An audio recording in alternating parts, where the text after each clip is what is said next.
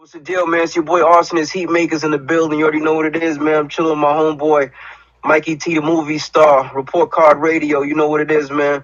Dipset in the building. Holla at your boy, Heatmakerz. Crack music.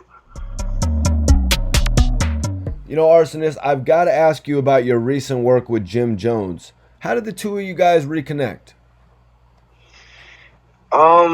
Well, I just switched studios, but since 2012, I had a studio on 52nd and Broadway in the city.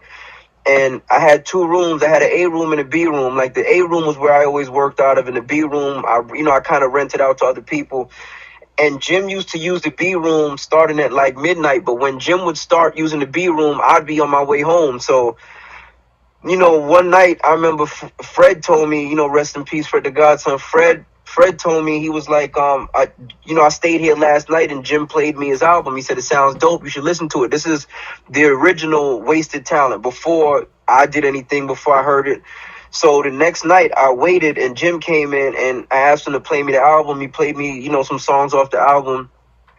And I'm like, damn, I got to at least get one on here. I'm like, how you going to put out a project with no Heatmakerz? He's laughing. He's like, yo, send me something. So I remember that. The next day I came in and I made Once Upon a Time, and I sent it to him, and I didn't even know if he liked it or not. Then I just heard him put up a clip on the gram of him rapping to it, and I hit him and I'm like, yo, you it? He was like, yeah, I like it.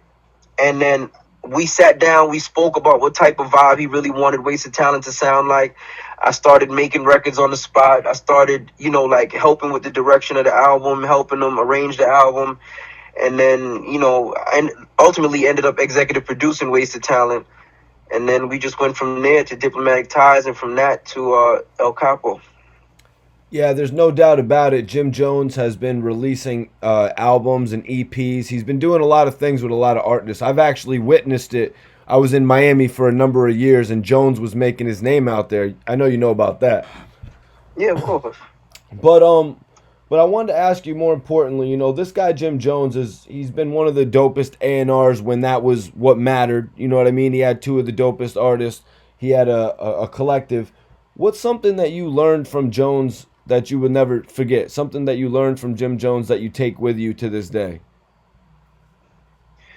I just think it's his work ethic, man. Like sometimes, I don't know if you know Jim personally, but Jim will tell you some shit that you're like, what is Jim talking about? This shit sounds impossible. We're supposed to do all of this by when? Like in the next 48 hours? Like, perfect example, El Capo, I didn't end up handing in the album until about, if it came out on the 31st, I handed that shit in the middle of the day on the 30th. You know what I'm saying? Like, I've just learned from Jim that nothing is kind of impossible. You know what I mean? Like, he would say things to me and I'd be like, yo, Jim, we cutting it close, man. Like, the album comes out in however many days. He'd be like, yo, don't worry about it. We good. And I think just how calm he stayed under pressure with certain things gave me belief. Like, shit, if he's that calm, then we must be good. You know what I'm saying? So I think if anything I've learned from him is just kind of any and everything is possible with belief. Quick story with Jim Jones and myself. I actually had met Jim on an occasion or two. Jim came into the studio in Miami, Hollywood actually, to work with Scott Storch. He jumped on something new. He jumped on a dubstep type beat. So Storch was at Cameo that night in Miami, and we took the record and we went up to the booth. DJ Bulletproof, one of Rick Ross's DJs, was up there, so we got into the DJ booth and we played the joint that we recorded with Jim Jones that same night at Club Cameo in Miami. That was the first ever for me.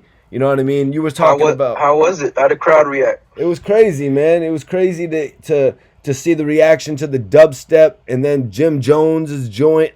Jim Jones Jim Jones had about 8 bars on it, man. It was lit, man. Fire. It really was, man. Jim Jones is one of the greatest hustlers I think the game will ever know. The way he flipped that Koch deal, as you were saying earlier. 1,000,000%, Jim. He's one of the first people to sell, well, rappers. We not say people. He's one of the first rappers to sell big like that independently. You know what I mean? Like Ball and if I'm not mistaken, the album sold damn near 400,000 independently. 95,000 That album sold 95,000 records first week. Right.